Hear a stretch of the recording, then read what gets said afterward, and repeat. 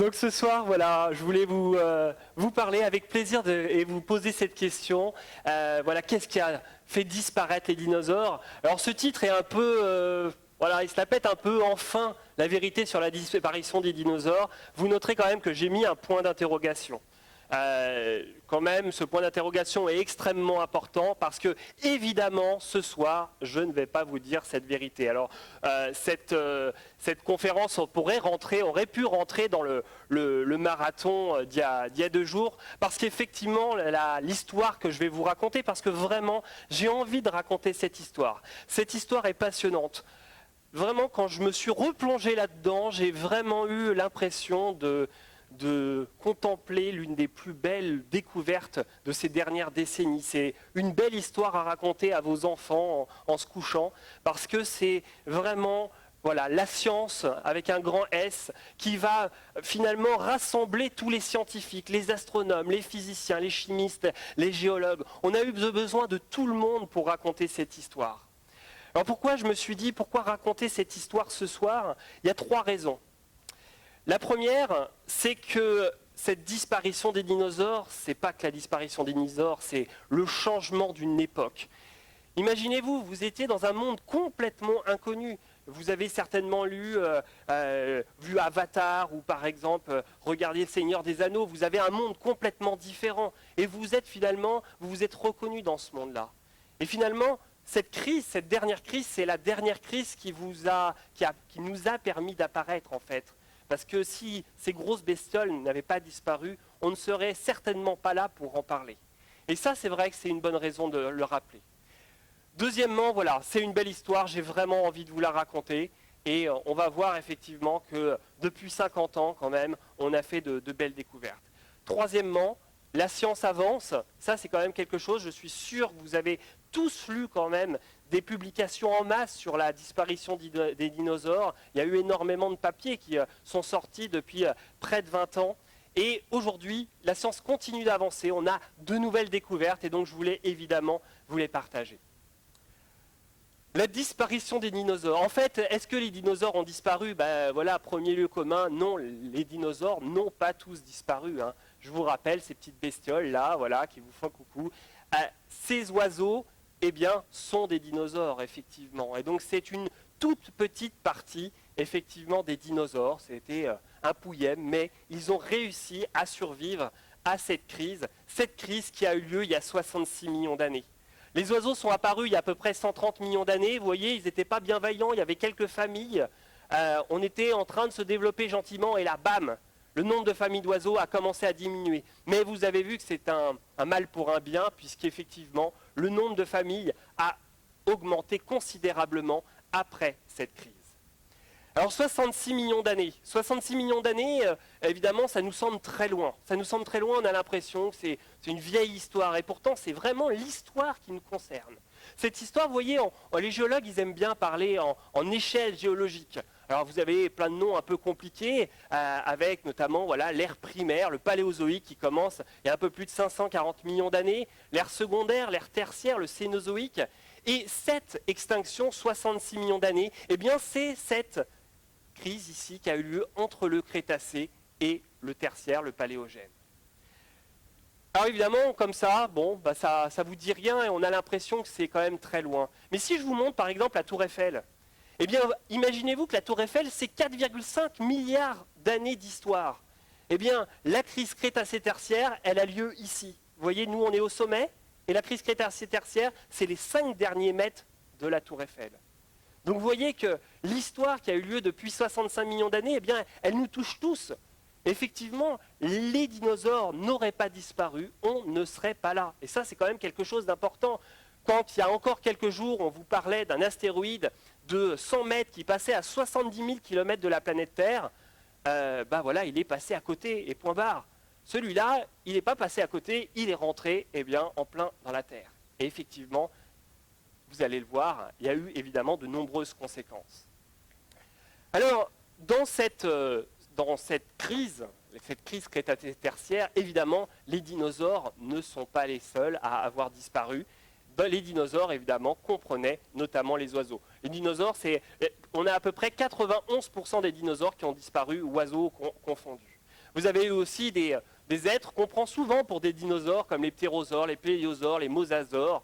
Vous voyez que dans ce monde-là, eh bien, c'était pas super top d'être gros, quoi. Hein. Il fallait mieux être quand même tout petit.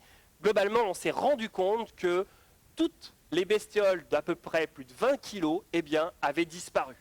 Alors ça, c'est quand même assez incroyable parce que globalement, 95% des animaux qui vivaient avant cette crise, eh bien, c'était des dinosaures. Donc en gros, ce qui reste des grosses bestioles, c'est les 5%, c'est les tortues, c'est les crocodiles, etc.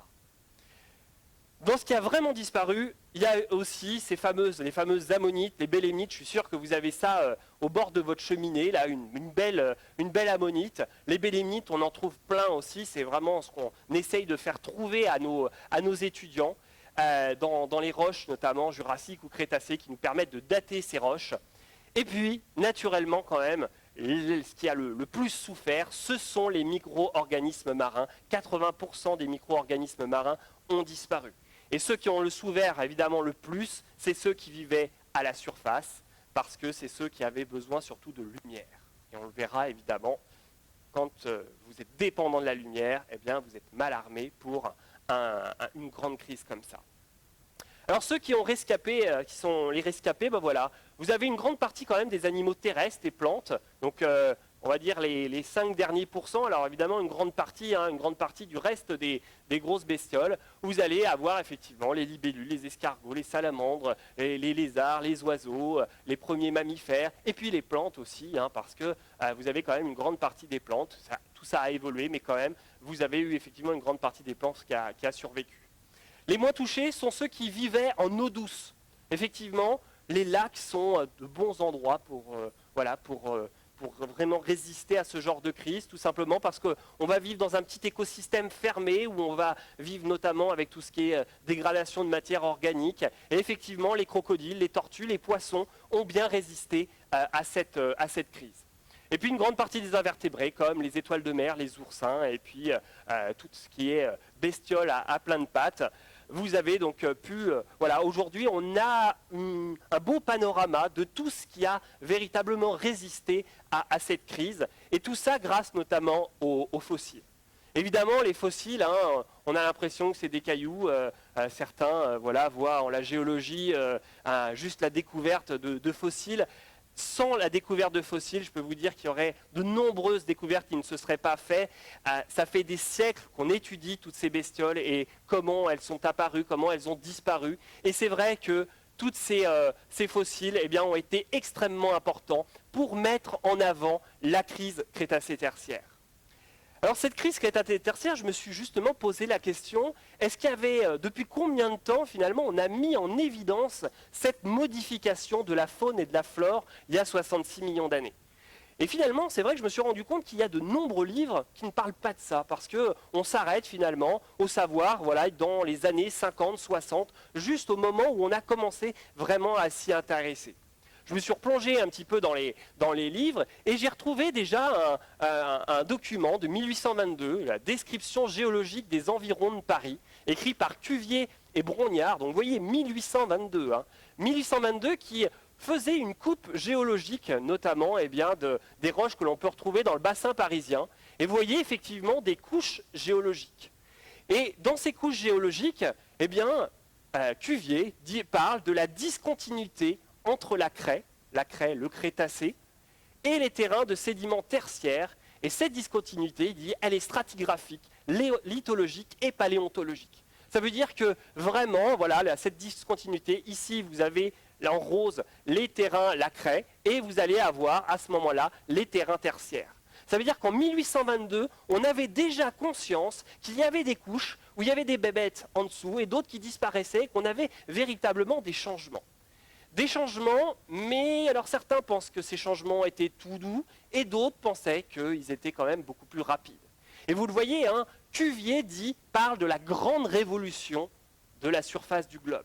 Ça, c'était révolutionnaire du coup, vraiment. Parler de grande révolution de la surface du globe en 1822.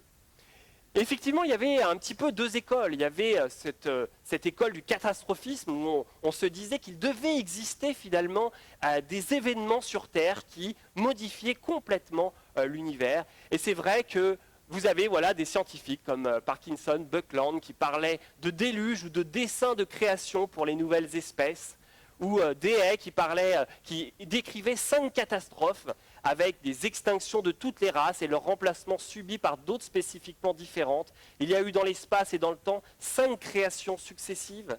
Vous voyez qu'à cette époque-là, on ne parle pas d'extinction, on parle de création.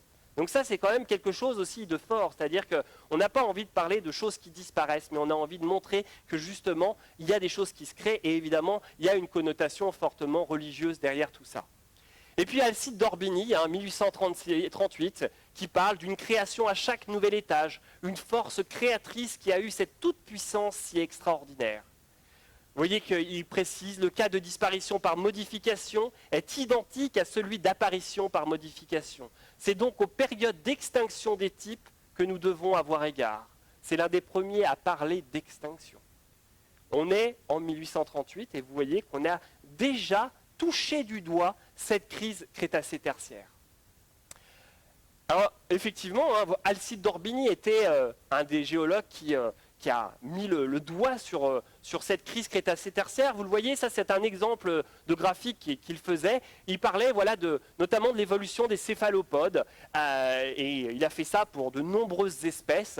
Vous le voyez, alors pour décrypter un peu ce diagramme, vous retrouvez ici le Trias, le Jurassique, le Crétacé, les étages là, de l'ère secondaire, et vous avez l'ère tertiaire, vous voyez. Donc vous allez avoir plein d'étages, et ici il y a toutes les espèces de céphalopodes. Et il a été l'un des premiers à montrer, vous le voyez, que toutes ces espèces, à un moment donné, s'arrêtaient au Cénonien, qui était l'un des derniers étages du Crétacé. Et vous le voyez que le Danien, ce fameux dernier étage qui a fait couler tant d'encre pendant près d'un siècle parce qu'on ne savait pas trop où le mettre, et bien vous le voyez au Danien, il n'y a rien. Et puis au-dessus, au tertiaire, la vie commence à reprendre, et effectivement, tout ça, on a ce genre de document passionnant pour de nombreuses espèces. Et donc on voit bien qu'effectivement, au Danien, il y a quelque chose qui se passe quand même d'assez brutal. Alors évidemment, toute cette école du catastrophisme va poser problème et ils vont être évidemment un petit peu en combat contre les partisans de l'uniformitarisme. Avec notamment Hutton, Lyell, Darwin. Vous le voyez, quelques citations. Les causes actuellement en action, now in operation, permettent d'expliquer les changements passés de la surface de la Terre et la poussent à son extrême en postulant que ces causes ont toujours eu la même intensité et la même vitesse. À cette époque, on veut croire que vous avez des processus géologiques qui sont là du début jusqu'à la fin, ils sont toujours à la même vitesse, et voilà, ça bouge comme ça évolue gentiment, mais il n'y a pas de grosse crise vraiment brutale. On parle de continuité et d'uniformité des phénomènes géologiques et de transformation des espèces par modification successive ou théorie de la descendance avec modification. Donc effectivement, ça a eu un rôle énorme sur la suite, cette grande discussion entre catastrophisme et uniformitarisme. Il faut le dire que cette théorie, ses partisans ont plutôt gagné durant la deuxième partie du XIXe siècle et pendant une bonne partie du XXe siècle. Il faut quand même avouer que jusque dans les années 60-70, jusqu'à justement la découverte notamment des causes de cette crise Crétacé-Tertiaire, on pensait vraiment que vous aviez des processus géologiques lents et qui agissaient gentiment sur la Terre. Alors il y a eu quand même, dans les années 20, quelque chose qui a modifié un petit peu le regard de pas mal de géologues. L'uniformitarisme qui prend l'eau un petit peu à ce moment-là, dans les années 20-40, avec la découverte ici de ce qu'on appelle les scablands. Je ne sais pas si vous connaissez, si vous êtes parti en vacances, là-bas, dans l'État de Washington, au nord-ouest des États-Unis. Vous regarderez ce soir sur Google Earth. Si vous regardez sur les images satellites, vous voyez des champs ici, et vous voyez de grandes traînées noirâtres ici. Et ça, ces grandes traînées noirâtres, Bretz a été le premier à dire qu'en fait, il y a eu un phénomène catastrophisme avec des vallées de débâcle, des relâches d'eau monumentales qui ont érodé justement tous les sédiments qui étaient au sommet pour laisser apparaître la lave qui était en dessous. Et alors Bretz, quand il a sorti ça en 1920, tout le monde a à peu près rigolé parce qu'on s'est dit non mais attendez, t'imagines un truc comme ça où on a des volumes incroyables d'eau qui érodent les sédiments. on ne pouvait pas imaginer dans ces années-là un phénomène aussi catastrophique. Joseph Bardy en 1940, effectivement, a montré de nouvelles preuves, et il a fallu vraiment attendre les années 60 pour qu'on montre effectivement que Bretz avait raison, qu'il y avait en fait dans cette région-là un lac gigantesque qu'on appelait le lac Missoula. À l'époque, à la dernière ère glaciaire, eh bien, on avait un glacier qui retenait l'eau, et de temps en temps, ce glacier se brisait et l'eau se déversait en grande quantité sur tout l'État de Washington, créant ces vallées incroyables. Donc vous voyez qu'on est au début du XXe siècle, et là, on commence à toucher du doigt en se disant, tiens, il peut se passer des phénomènes catastrophiques à la surface de la planète Terre.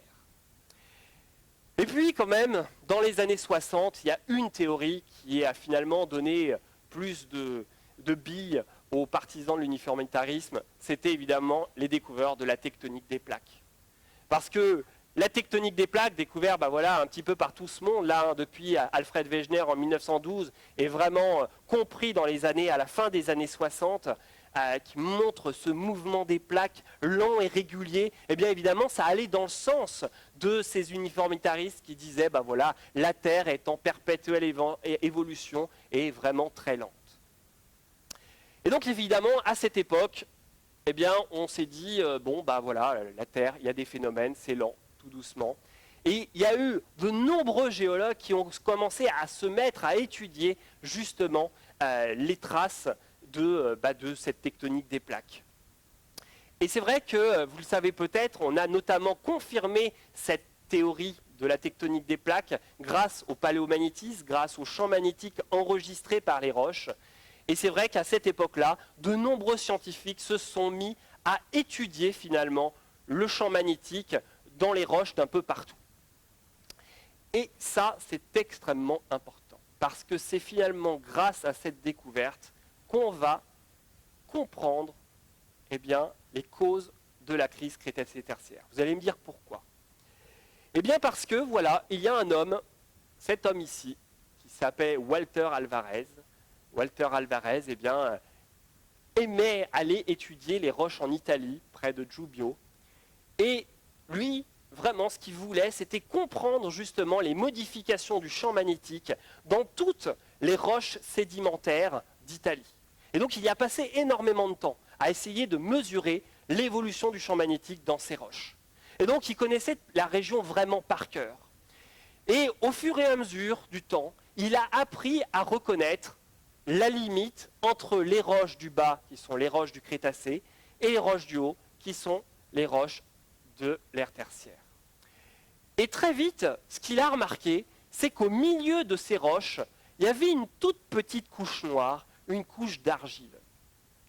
Cette couche d'argile, imaginez-vous, ça pourrait être comme ça derrière chez vous, entre deux gros massifs rocheux, vous allez avoir une toute petite couche d'argile.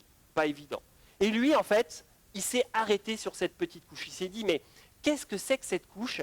Il savait très bien qu'il y avait des modifications d'organismes, notamment sur les foraminifères, sur les petits organismes marins, que dans ces couches-là, en dessous, il y avait plein de foraminifères, notamment avec des gros foraminifères, et que juste au-dessus, il y en avait des tout petits. Et donc, d'ici à 1 mm en dessous et 1 mm au-dessus, les roches n'étaient pas les mêmes.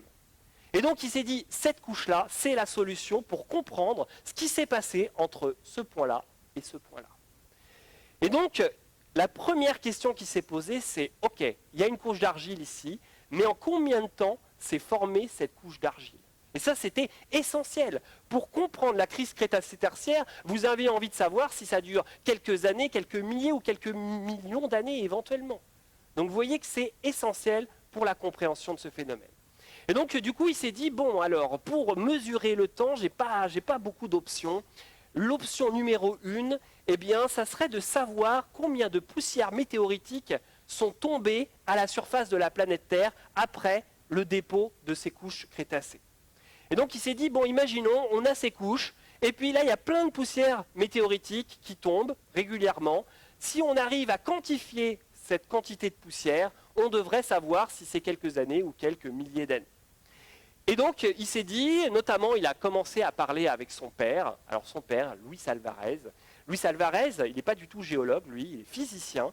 Il a eu le prix Nobel, pas le prix Nobel pour la découverte de la crise crétacé-tertiaire, mais pour d'autres travaux en physique. Et son père a commencé à lui dire « Ah ouais, tiens, si pour mesurer justement ce temps de dépôt, peut-être que tu pourrais regarder l'iridium. Parce que dans les météorites, il y a de l'iridium. Et si tu arrivais à quantifier la quantité d'iridium qui tombait régulièrement, tu saurais finalement en combien de temps cette couche d'argile s'est formée. » Et donc, ok, il s'est dit, bon, bah, pourquoi pas, l'iridium, effectivement, l'iridium, on en trouve très peu sur Terre. L'iridium, en fait, notamment, l'iridium fait partie des éléments du groupe du platine, et quand on a la formation d'une planète, en fait, il migre avec les fluides, notamment riches en fer, au centre de la Terre. Et normalement, effectivement, l'iridium, on n'en trouve pas à la surface de la planète Terre. Et donc, effectivement, il s'est dit, voilà, je vais essayer de comprendre et mesurer, combien il y a eu de temps entre ces organismes du Crétacé et vous voyez ces petites billes du Tertiaire. Donc ça, ce sont ces micro-organismes marins qui vivaient plutôt à la surface et donc qui ont complètement évolué avant et après cette limite. Alors, bon, évidemment, Alvarez, lui, s'est dit, bon, ok, j'ai une couche d'argile en Italie. Est-ce qu'on pourrait voir d'autres couches d'argile ailleurs dans le monde ? Et là, il y a eu un de ses collègues qui lui a dit « Ouais, moi aussi, j'ai un truc bizarre au Danemark. » Et effectivement, dans cette falaise du Danemark, vous avez ici cette fameuse limite entre le Crétacé et le Tertiaire.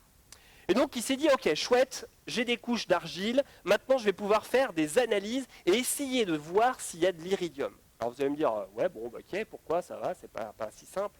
C'est pas si compliqué. » Et finalement, imaginez-vous que l'iridium, normalement, il n'y en a pas sur Terre, à la surface. Donc, pour le découvrir, même s'il y a quelques poussières de météorites qui sont tombées, c'est extrêmement compliqué de le détecter.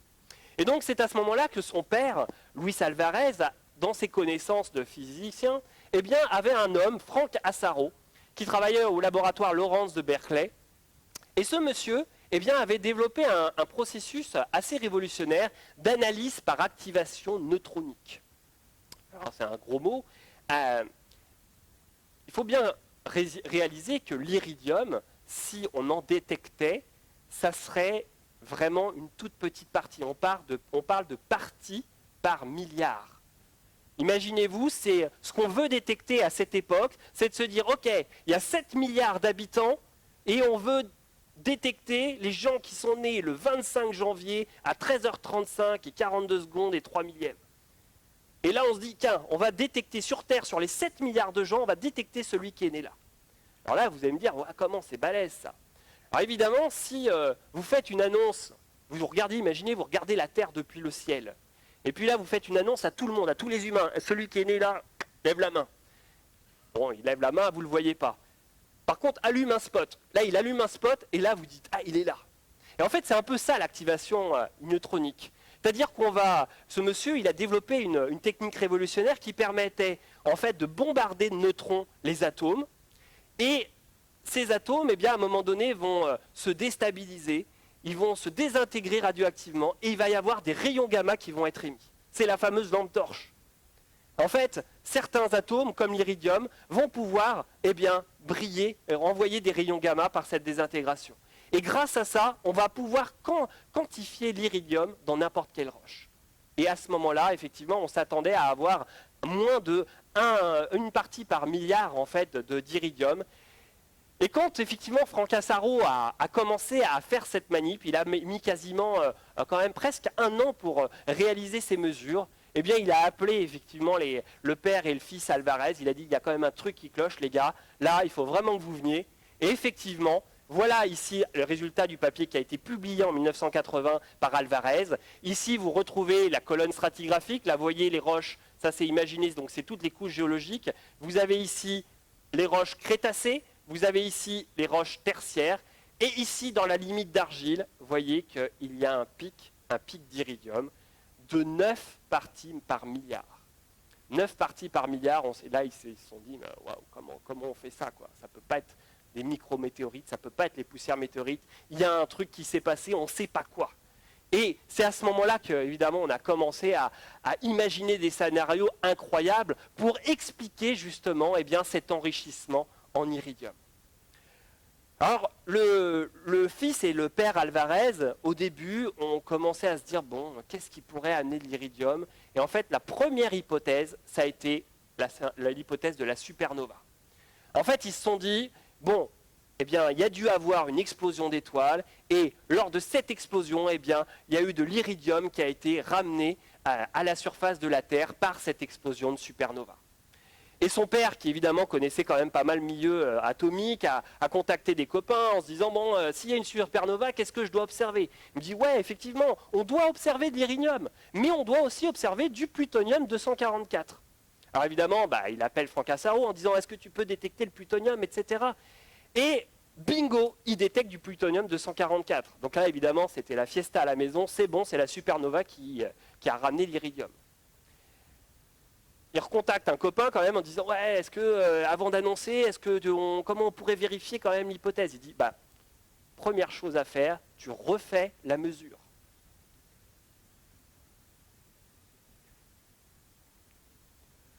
Il a refait la mesure. Évidemment, il n'y avait plus de plutonium 244. Donc, vous voyez quand même qu'aujourd'hui, on aime bien, on fait des recherches, on va vite, on publie. Mais je peux vous dire que le nombre de publis où il y a des erreurs, il y en a. Là, il a eu raison quand même, de faire attention, de remesurer. Moi, j'ai déjà vu des thésards, j'entendais comme ça des bruits de couloir qui me disaient « Ah ouais, j'ai eu des résultats, c'est bon ». Et puis, 2 semaines après, fait « Ah là là, mes nouveaux résultats, ils contredisent les premiers résultats. Il faut vraiment que je me dépêche de publier les premiers résultats. » Donc vous voyez, on en est là aujourd'hui. C'est-à-dire qu'effectivement, ce monde de la recherche, c'est une aparté, je n'avais pas prévu ça, mais c'est quand même quelque chose d'incroyable. C'est qu'aujourd'hui, aujourd'hui, pour avoir des postes, c'est au mérite, il faut le nombre de publications, et on pousse un peu les jeunes à se dire, allez, hop, dépêchez-vous, publiez, quoi. Et effectivement, Alvarez a eu quand même cette intelligence d'attendre, d'être un peu patient, et de ne pas dire, d'être le père de la supernova, parce qu'évidemment, il se serait planté en toute beauté. Alors, évidemment, après cet échec, ils se sont dit, mais bon, ok, s'il n'y a pas de supernova, qu'est-ce que ça peut être? Et donc, ils se sont mis à réfléchir et réfléchir bien. Vraiment réfléchir bien, c'était pas évident. Ils se sont dit, bon, il y a l'hypothèse du cratère d'impact, de l'impact, évidemment, parce qu'ils savaient quand même qu'avoir autant d'iridium, il pourrait y avoir une raison cosmique. On savait qu'il y avait de l'iridium dans les météorites. Et donc évidemment, l'idée de l'impact était présent dans leur tête, mais c'était quand même trop gros, quoi. C'était énorme d'imaginer ça. Je vous fais un petit topo. Les cratères d'impact dans ces années-là, on est à la fin des années 70. C'est pas le méga groupe avec la grosse conférence avec des milliers de chercheurs. Non, c'est un tout petit groupe qui s'intéresse aux cratères d'impact. Les cratères d'impact, il y en a même encore certains qui pensent que c'est des volcans. Donc, vous voyez qu'on est les cratères d'impact, ça n'a pas la grosse mode, c'est pas vraiment le processus que les géologues aiment. Et pourtant, il y a quand même tout un petit groupe de scientifiques qui étudient notamment les cratères lunaires. On a quand même envoyé les missions Apollo, donc on sait qu'il y a quand même des cratères d'impact sur la Lune, et donc on sait quand même que potentiellement la Terre peut recevoir de nombreux cratères. Alors évidemment, les cratères avaient été démontrés à cette époque, on en connaissait déjà une centaine, et donc on s'est dit, bon, ok, prenons l'exemple d'un cratère qui tombe sur Terre. Ce qui gênait Walter Asaro, c'était de se dire, ok, il y a un cratère, mais comment on pourrait avoir un événement global à la surface de la planète Terre? Ça, c'était ce qui le gênait. Et finalement, le père, Luis Alvarez, a eu un souvenir d'une conférence où on parlait de l'éruption du Krakatoa en 1883. Et pendant cette conférence, on disait, l'éruption était fantastique, il y avait eu une libération de poussière, de gaz, etc. Et cette éruption avait eu une modification très importante sur le climat global de la planète Terre. Et donc, grâce à ça, il s'est dit, ok, impact géant, boum, on envoie énormément de choses dans l'atmosphère et ça modifie le climat. Imaginez-vous quand même le jour où ils ont compris ça, quoi. Ils étaient en train de boire une bière tranquillou et hop, oh, bingo, eureka, c'est bon, on a résolu le mystère, quoi. Et ici, vous avez quasiment tout. Alors évidemment, je vais continuer ma conférence. Mais ils avaient quand même quasiment compris tout. C'était incroyable, quoi. Évidemment, il y a eu plein de détracteurs et c'est là où le travail commence de scientifique, c'est montrer que cette hypothèse est la plus juste et qu'il faut réussir finalement à résister aux détracteurs. Et c'est à partir de là qu'il y a eu quand même de nombreux scientifiques qui ont commencé à étudier les affleurements crétacés-tertiaires un peu partout le monde et qui ont découvert les anomalies d'iridium un peu partout à travers le monde, sur les 5 continents, dans l'océan Pacifique, et donc qui montraient véritablement qu'il y avait eu un impact cosmique qui avait été suffisamment puissant pour toucher la globalité du monde.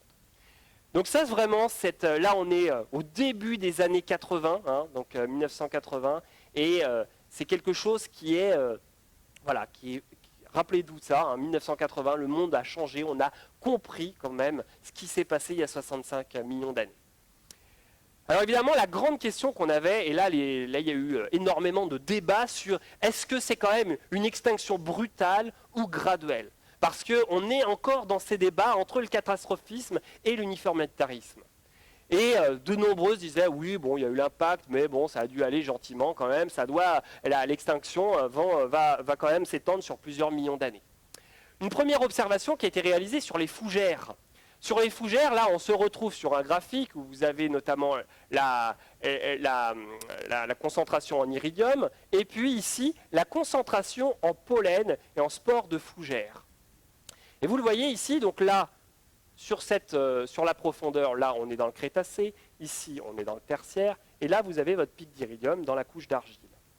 Et bingo, on a remarqué qu'il y avait eu une augmentation considérable du nombre de pollen et de spores de fougères au moment de la crise Crétacé-Tertiaire. Et vous voyez que là, on est sur des couches sur vraiment quelques centimètres.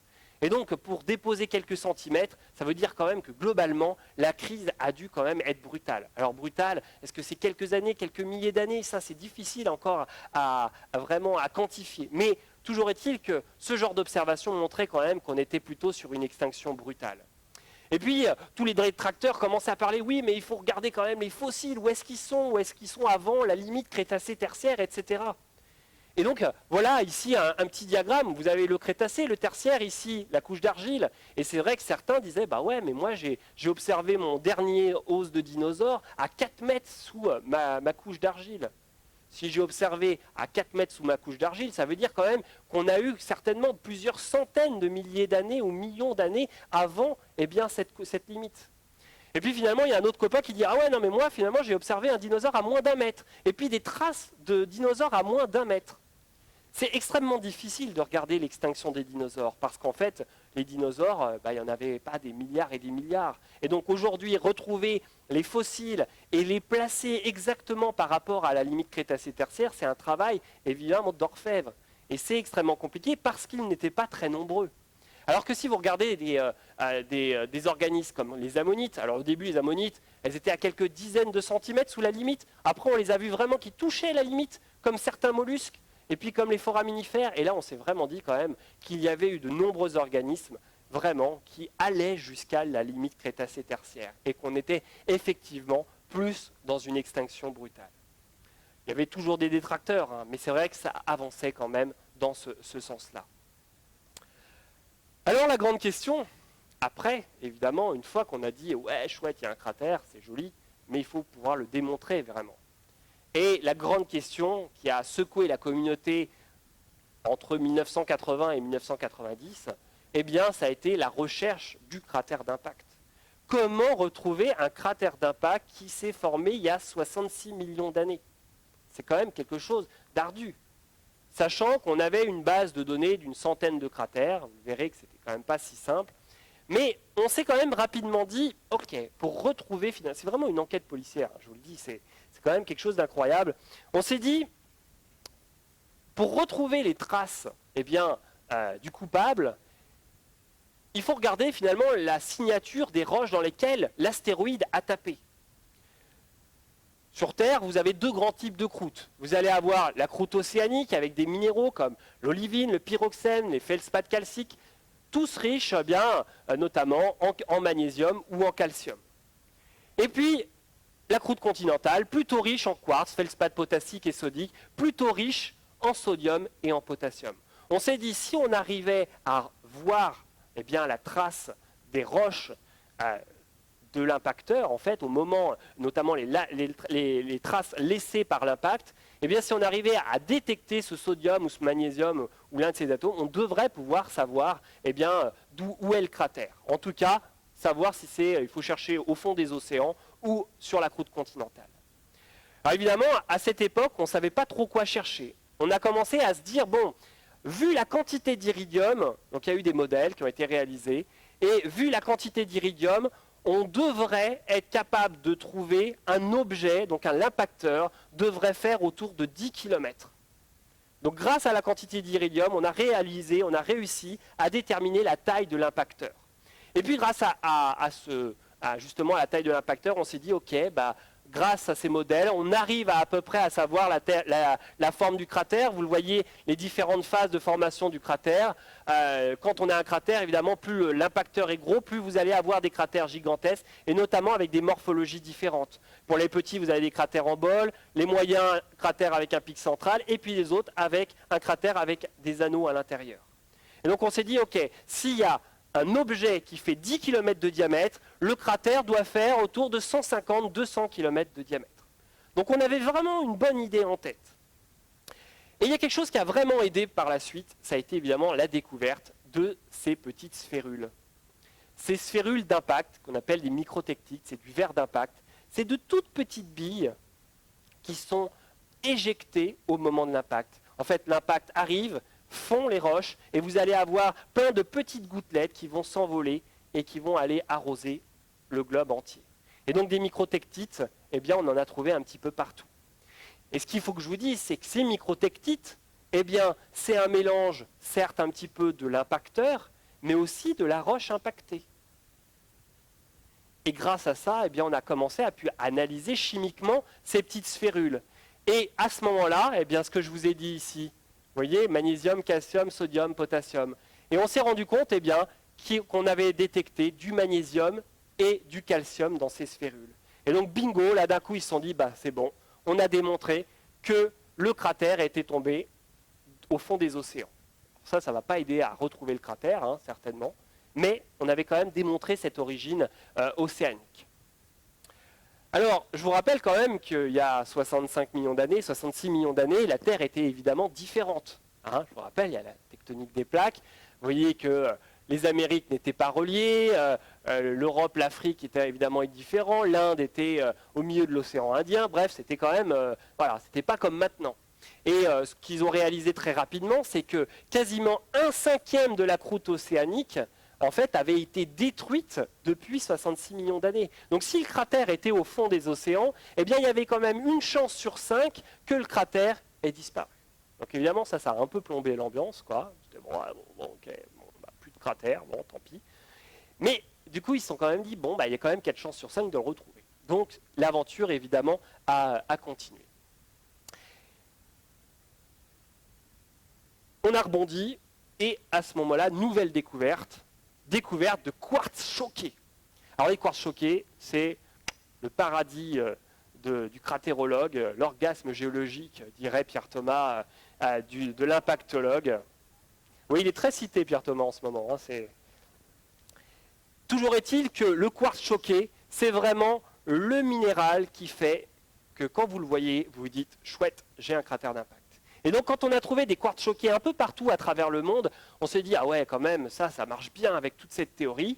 Et ces quartz choqués, vous voyez, en fait, c'est des quartz qui sont un peu bizarres. Normalement, je ne sais pas si vous avez vu déjà des quartz dans votre vie, si vous rencontrez des quartz tous les jours dans votre vie, mais ces quartz, quand vous les regardez au microscope, ce sont des beaux minéraux et qui sont très limpides, où vous voyez quasiment pas de défaut à la surface de ces minéraux. Et vous voyez que ceux-là, en fait, ils ont plein de linéations comme ça, qui sont finalement des modifications de la structure cristallographique du quartz. Et vous allez avoir effectivement toutes ces rayures dans ces quartz.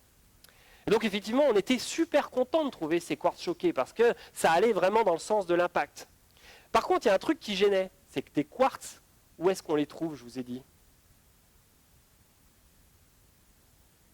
Et ouais, dans les continents.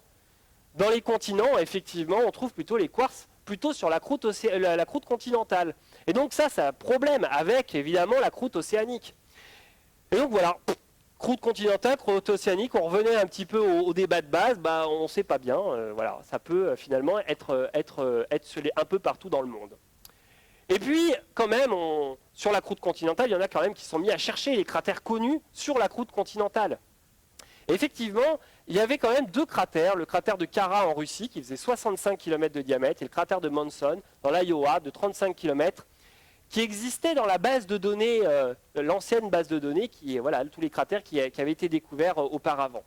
Très vite, quand même, ils se sont dit 35 km, 65 km, c'est vraiment trop petit pour faire un impact comme ça. Mais ils se sont dit, mais peut-être qu'il y a plusieurs impacts. Du coup, ça pourrait expliquer plein de choses, notamment sur la distribution des éjectats, etc. Et puis, très rapidement, on a réussi à dater ces cratères. Et les datations, évidemment, ont donné 70 et 74 millions d'années. Donc là, hop, on oublie les cratères qu'on connaît. Et retour à la case départ.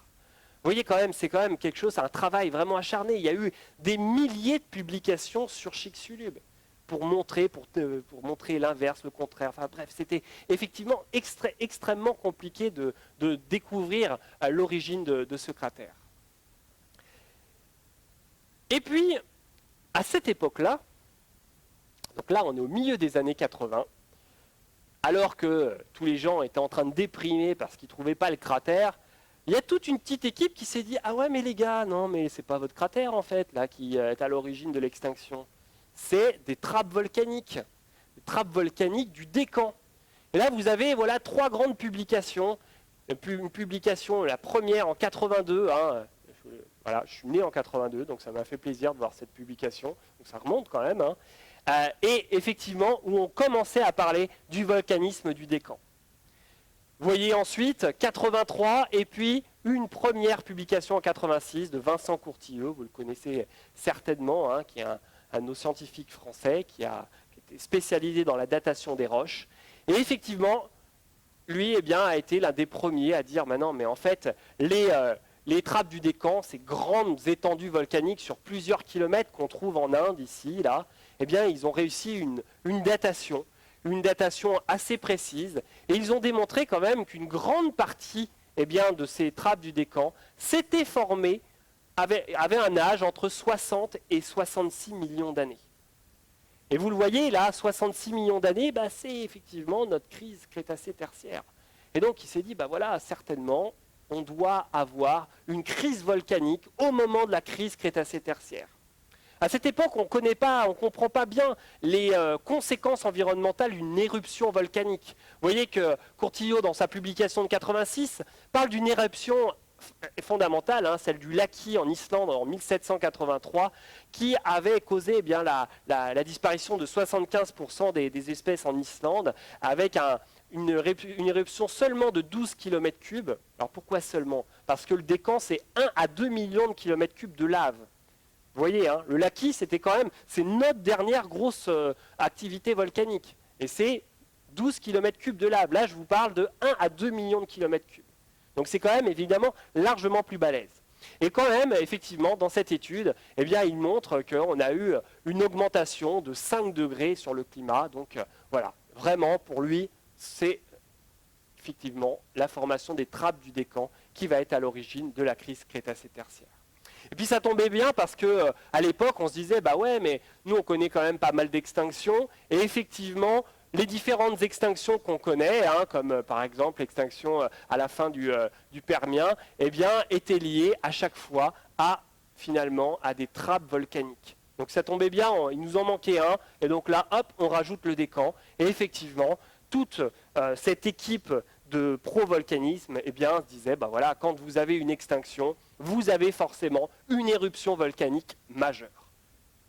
Et puis il y avait une autre étude en 83, vous voyez, juste peu de temps après les premières publications, qui disait « Ah ouais, mais moi, au Kilauea, j'ai découvert de l'iridium dans mes roches volcaniques. » Et oui, ça vous rappelle. Donc là, ils ont commencé à se dire « Bah ouais, votre anomalie d'iridium, en fait, que vous avez observée, ça s'explique tout simplement par du volcanisme géant. » Et donc, hop, nickel, ça marchait. On avait les décans, on montrait qu'il y avait de l'iridium, et hop, on enlève la théorie de l'impact. Sauf quand même que Alvarez se dit, ouais, mais on va quand même vérifier un truc. Ici, vous avez les éléments du platine, dont l'iridium, et vous avez aussi le ruthénium et le rhodium. Et en fait, si vous regardez les rapports de ces différents éléments, eh bien, normalement, ils devraient être identiques avec les roches que vous étudiez. Notamment, ces rapports de ces éléments, non tellement on avait fait l'iridium dans la couche d'argile, mais on avait fait aussi ces éléments. Et on s'est rendu compte que les rapports entre les trois éléments eh bien, étaient la même entre la couche d'argile et les météorites. Et donc il y a eu une autre étude qui a été faite pour étudier ces rapports entre les laves et les météorites, et là, c'était complètement différent. Donc on avait vraiment une signature chimique différente entre les laves et la couche d'argile, et vraiment de nombreux scientifiques ont cru évidemment cet argument qui montrait bien que la couche d'argile avait un lien direct avec les météorites, alors que effectivement les laves n'avaient pas. Donc on continue effectivement notre travail d'enquête sur où chercher le cratère d'impact. Et donc effectivement, on continue avec notamment cette théorie dans les océans. Et dans les océans, on s'est dit, bon, bah, pour le trouver, évidemment, si on a eu un impact dans un océan, on a dû avoir un tsunami géant. Si vous avez un corps de 10 km qui arrive dans l'océan, vous avez évidemment un impact géant, vous allez avoir un impact, un cratère au fond des océans, mais vous allez évidemment bouger toute cette masse océanique, provoquant un tsunami gigantesque. Et évidemment, ces tsunamis devraient laisser des traces dans les roches. Et donc effectivement, quand vous avez la vague qui submerge, vous allez avoir des glissements de terrain sous-marins, vous allez avoir effectivement des formes sédimentaires propres au tsunami. Et donc ça, ils ont commencé à se dire, bon, il faut vraiment commencer à chercher un peu les traces de ce tsunami. Et là, ça a été bingo, effectivement, fin des années 80, notamment Florent Maurras, Ian Smith et Alan Hildenbrand, eh bien, ont commencé à trouver des figures insolites de sédimentation juste au niveau des couches crétacées-tertiaires, et ça notamment eh bien, dans cette région-là. En fait, il n'y avait pas d'autres régions dans le monde où on montrait ce genre de figures de sédimentation à la limite crétacée-tertiaire. Et là, on s'est dit, il y en a effectivement observé au Texas, au Mexique, à Haïti. Et là, effectivement, c'est Alan Hildenbrand. Donc on a eu Alvarez pour la première partie. Et Alan Hildenbrand a fait un énorme travail pour aider à la localisation de ce cratère. Et Alan, effectivement, aussi a fait une hypothèse qui vaut ce qu'elle vaut, mais qui a quand même plutôt marché. Il s'est dit, tiens, au niveau du Texas, on a trouvé des débris et des débris du cratère et des sphérules de près de plusieurs dizaines de centimètres de diamètre. Et on en a trouvé aussi à Haïti. Et donc évidemment, avec un petit modèle de balistique, on s'est dit, pour avoir de telles masses, la cible, le cratère, devrait se situer à peu près à 1500 km de ces deux sites. Il a fait 2 cercles, et vous voyez qu'il y avait globalement 2 points. Et là, on a 2 régions où on se dit, il faudrait quand même regarder d'un peu plus près. Et Alan, il a modifié, il a vraiment fait un énorme travail et il a eu aussi un peu de chance, vraiment beaucoup de chance. La chance à cause de cet homme, Carlos Bayars. Alors Carlos Bayars, c'était pas un scientifique, c'était un journaliste du Houston Chronicle.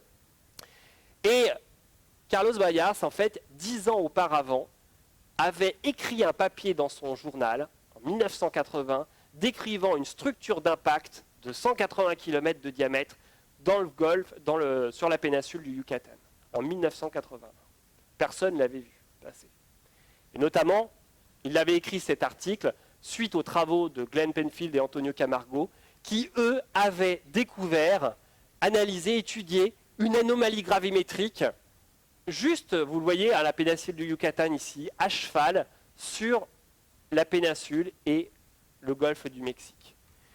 Alors ces anomalies gravimétriques, évidemment, c'est quelque chose qu'on n'observe pas comme ça in situ facilement. Il faut effectivement des instruments de mesure qui montrent justement les anomalies de densité de roche enfouies. Et effectivement, la structure, donc la structure de Chicxulub, puisque c'est le nom du cratère, est enfouie sous 1 km de sédiments. On n'était pas près de la trouver. On n'aurait jamais trouvé cette structure si effectivement, dans les années 50, les travaux de Penfield et Antonio Camargo datent sont basés sur les travaux de 1950. Effectivement, il y avait la Petroleos Mexicanos, la Pemex, qui avait étudié les anomalies gravimétriques du coin, avait vu qu'il y avait une anomalie, et puis ils sont allés forer, ils ont regardé s'il y avait du pétrole, ils n'ont pas trouvé de pétrole et ils se sont barrés. Voilà. Et donc il y a eu quand même 2-3 petites communications, et effectivement, Penfield et Camargo ont pris la suite, et ont sorti un premier papier qui a personne n'a vu. Et effectivement, Carlos Bayas avait ça en tête, et quand effectivement voilà, tout le débat a pris corps, eh bien il est allé voir Alan Hildenbrandt, il a fait hey, regarde, dans le coin là, exactement là où tu veux, il y a effectivement cette structure. Et donc évidemment, ça a été la grande chance d'Alan Hildenbrandt, finalement, ça se serait peut-être su, mais c'est vrai que vous voyez qu'il y a quand même des hasards assez incroyables dans la science. Et effectivement, eh bien, Alan Hildenbrandt et tous ses collaborateurs ont écrit un magnifique papier dans la revue de Geology. Alors je me suis demandé, pourquoi Geology? Parce qu'en fait, vous connaissez normalement les grandes publications, c'est Nature ou Science. Et en fait, eh bien, toute l'équipe avait soumis dans le magazine Nature, et en fait, ils se sont fait bouler. Boulet, oui, merci. Madame Zanda, merci pour le jeu de mots.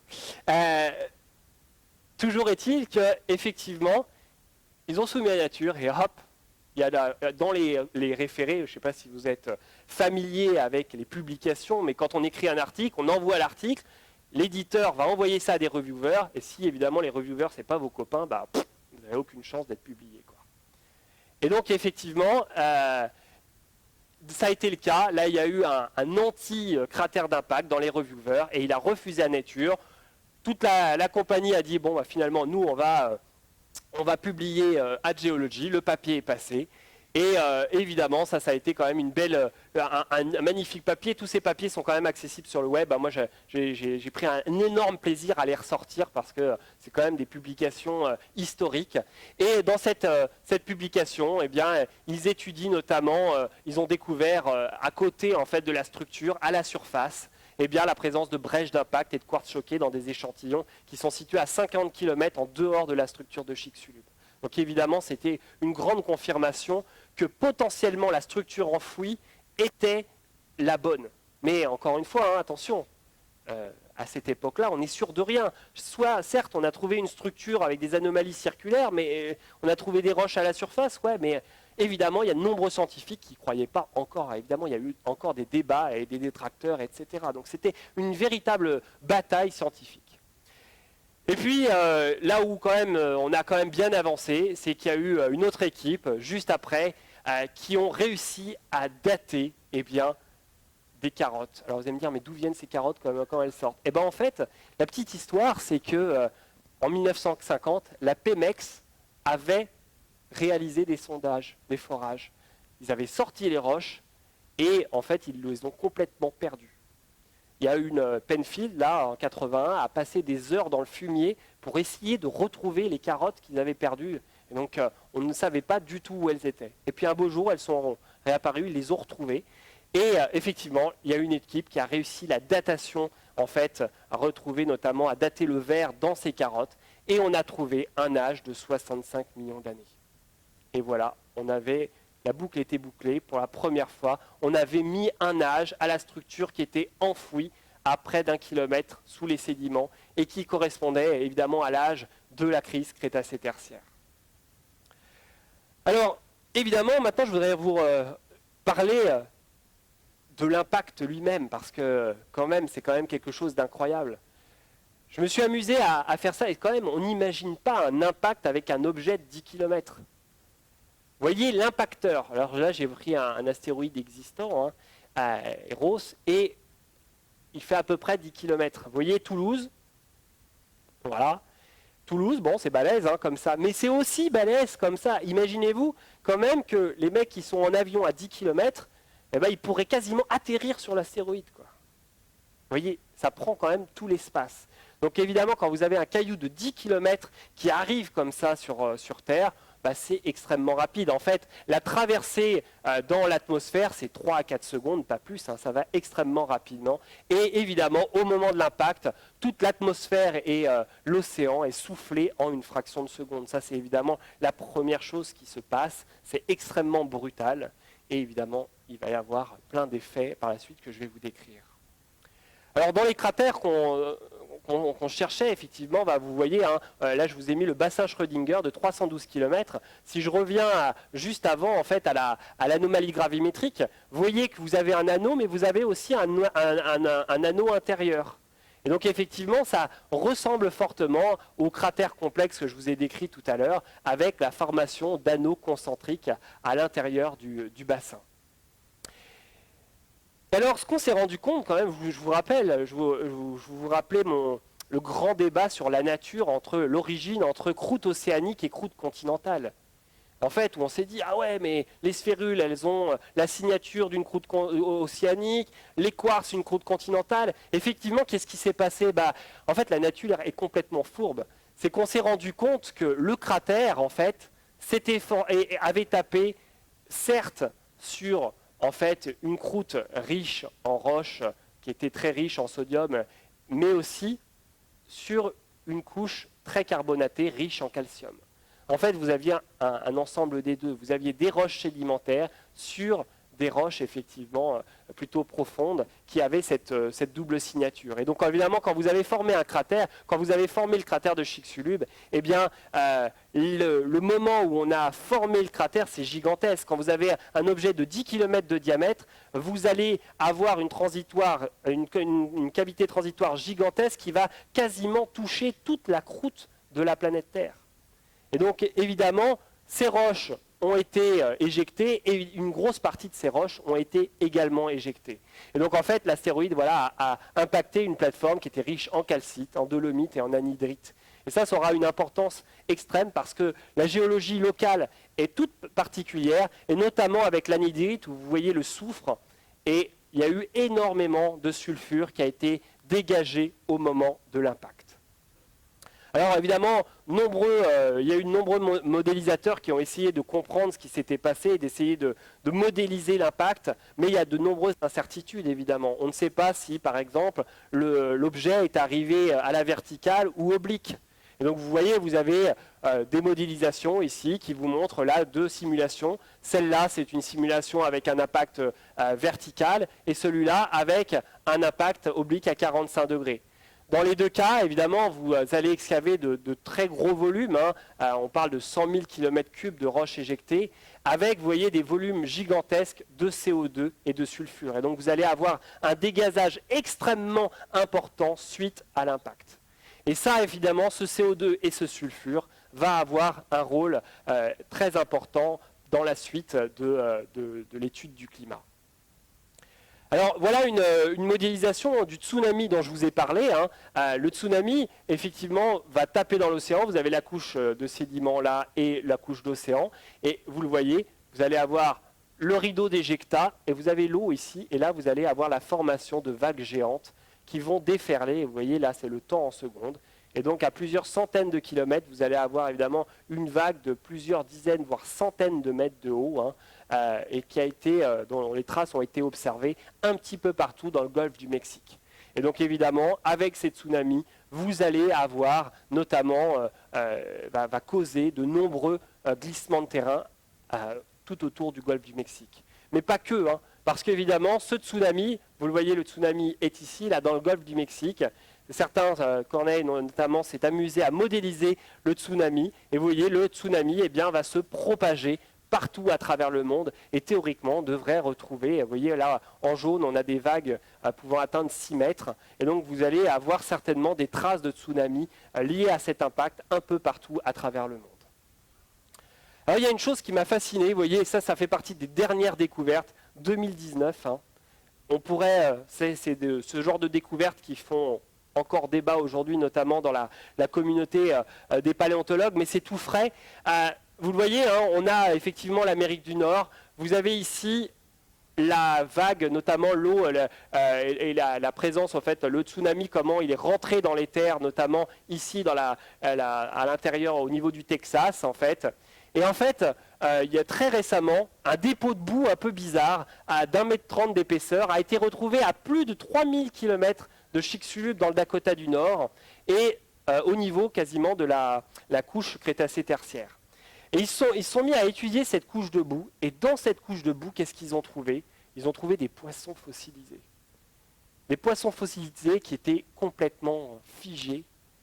Et en fait, c'est assez incroyable, c'est que selon les auteurs, ces poissons, voilà, c'est vraiment le moment où ils ont été figés par une espèce de tsunami. En fait, alors, l'étude dit qu'en fait, en étudiant d'un peu mieux ces poissons en fossilisés, en regardant à l'intérieur notamment de la tête des poissons, on a trouvé ici des petites sphérules, on a trouvé des sphérules d'impact.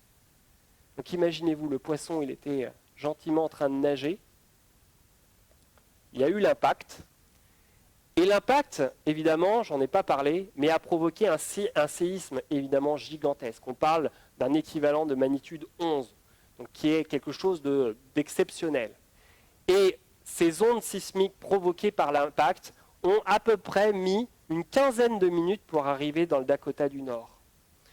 Et on s'est rendu compte aussi, en faisant des petits calculs, que les sphérules qui ont été éjectées, si on fait un petit modèle balistique pour voir en combien de temps les petites billes vont arriver au niveau du Dakota du Nord, eh bien on se rend compte qu'il faut à peu près 15 minutes. Et donc l'histoire racontée par les auteurs, ça pourrait certainement être discuté, mais c'est que le petit poisson était gentiment en train de nager, et puis là d'un coup il y a eu un tremblement de terre qui a commencé à faire osciller la rivière, qui a provoqué une vague gigantesque, qui a évidemment mis un beau bordel dans la rivière. Il y a eu des sphérules d'impact qui sont tombées, les petits poissons ont bouffé les sphérules, et là, bam, ils sont morts. C'est la première fois qu'on avait, finalement, on a une histoire aussi proche de l'impact quand même, de petits poissons, il faudrait presque leur donner des noms. Mais toujours est-il que voilà, on arrive à ce genre d'observation qui est quand même assez fantastique. Il devrait y avoir d'autres publications dans le genre parce qu'il y a un énorme travail à faire. Mais c'est le genre d'observation qu'on arrive à réaliser. Et effectivement, c'est quand même assez fantastique. Alors, suite à l'impact, évidemment, quand vous avez cet immense impact qui a eu lieu, la première chose, je vous ai dit, ce sont tous ces éjectats qui partent dans l'atmosphère, tout ce gaz éjecté, et naturellement, toute cette matière incandescente va à un moment donné retomber sur Terre, et vous allez avoir ce qu'on appelle l'effet rôtissoir. Donc ça, c'est vraiment les premiers effets tout de suite après l'impact, où effectivement, vous avez eu de nombreux incendies. Et ça, a priori, vous avez eu des incendies partout dans le monde, où on a retrouvé des traces de suie, en fait, liées effectivement à la combustion justement de la végétation. Certaines études pensent qu'il y a eu à peu près la moitié de la biomasse qui a brûlé dans les jours et dans les mois suivants. Donc on a eu véritablement un désastre à la surface lié à ces incendies.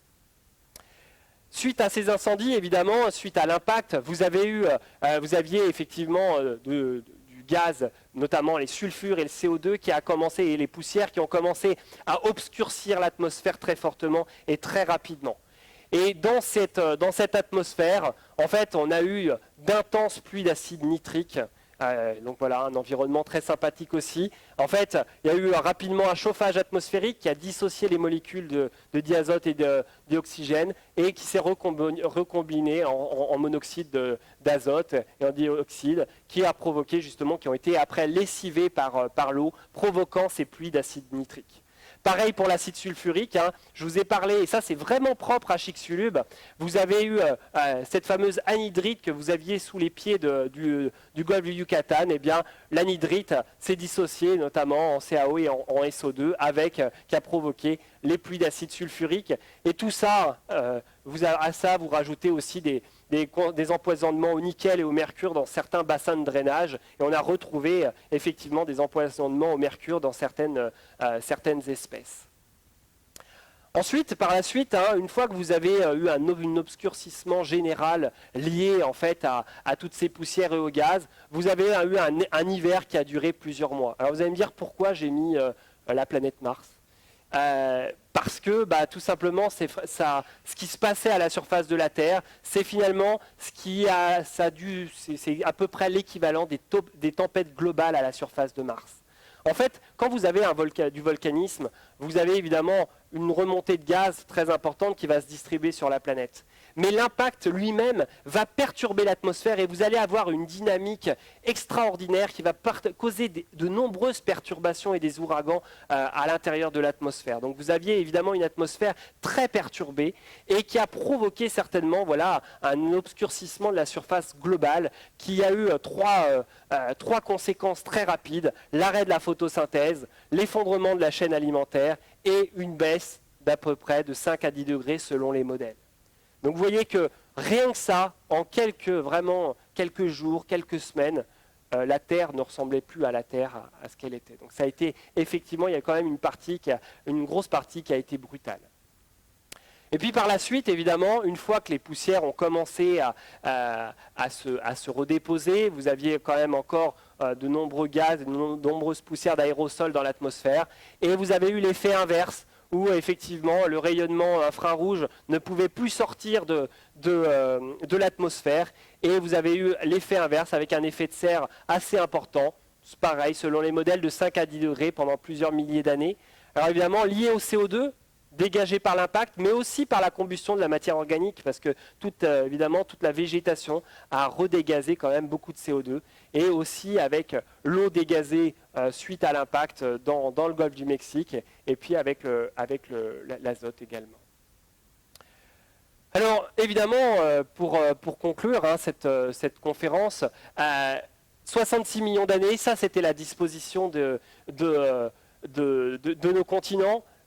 Souvent, j'entends dire « Ah oui, mais le décan était aux antipodes de Chicxulub. » Donc c'est Chicxulub qui a provoqué le volcanisme du décan. Alors, première chose, les trappes du décan ne sont pas aux antipodes de Chicxulub. Donc ça, c'est la même chose pour Mars. Pareil, je le répète, le dôme de Tharsis n'est pas aux antipodes du bassin d'Hélas. Donc effectivement, voilà, c'est le rôle aux antipodes, ça ne peut pas marcher comme ça. En tout cas, ce n'est pas directement l'impact qui a provoqué le volcanisme de l'autre côté du globe.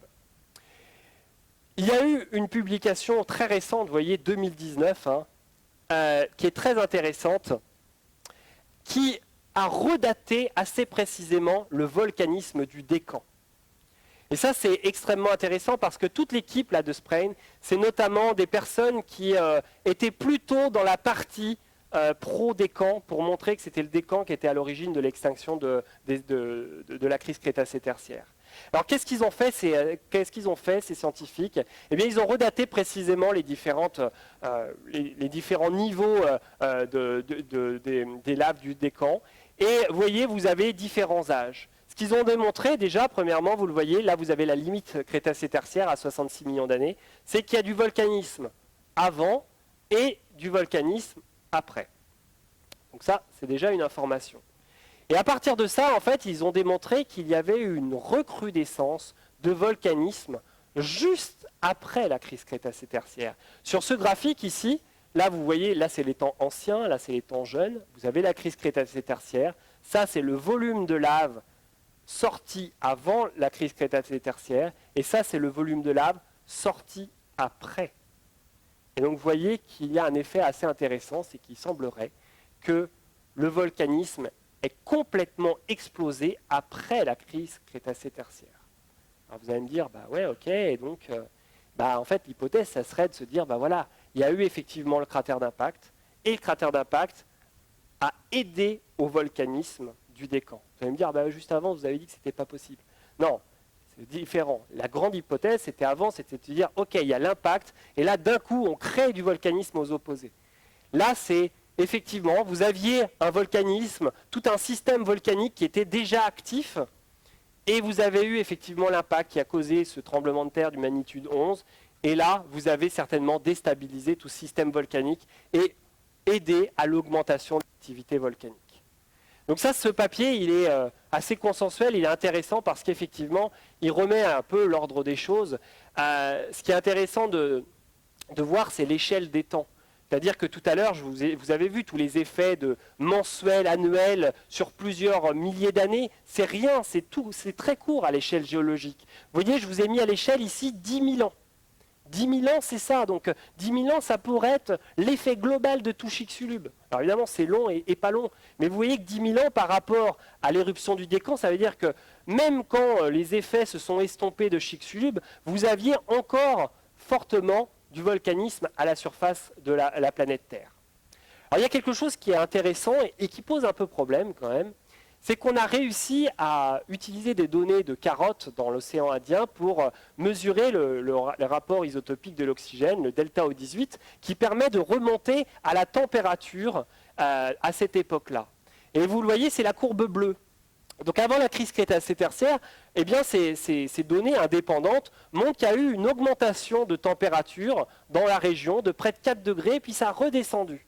Et vous voyez que ça colle assez bien en fait, à leur modèle de volume estimé à partir des datations.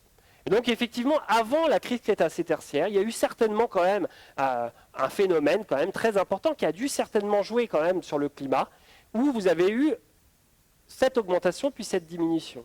Et puis par la suite, il y a quelque chose qui est assez étonnant, c'est que, vous voyez, il n'y a pas de gros bump comme ça d'augmentation de température. Pourtant, je vous ai dit tout à l'heure qu'il y avait potentiellement une augmentation de 5 à 10 degrés.